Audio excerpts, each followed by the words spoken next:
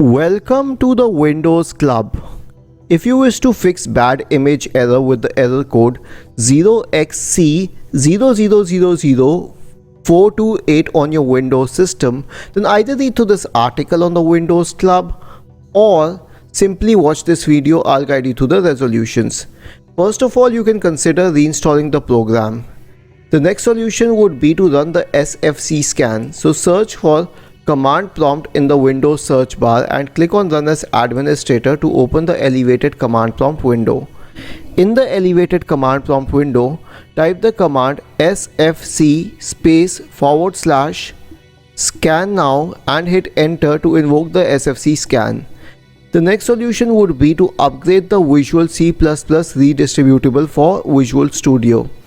For this, go to Microsoft.com and search for the required option in the Microsoft search bar. To land upon this page, select the language and download it to your system and run it. The next solution would be to uninstall the latest Windows updates. Right click on the start button and select settings. In the settings window, go to the Windows Update tab on the list on the left hand side. You'll find an option in the right pane which says Update History. Click on it. Then scroll down, you'll find an option which says Uninstall Updates. Click on it. This will lead you to the control panel with all the updates tagged up here. Right click on each update and select Uninstall. After this, you can consider troubleshooting in the clean boot state. Press the Windows key and the R button together to open the run window. Type the command msconfig and hit enter. This will open the system configuration window. Go to the Services tab, check the box associated with Hide all Microsoft services. If any other service is checked, please click on Disable all, select Apply and finally click on OK. Now select this option to restart your system in the clean boot state.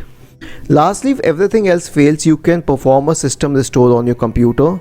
Search for Recovery in the Windows search bar and click on it to open the option in the control panel.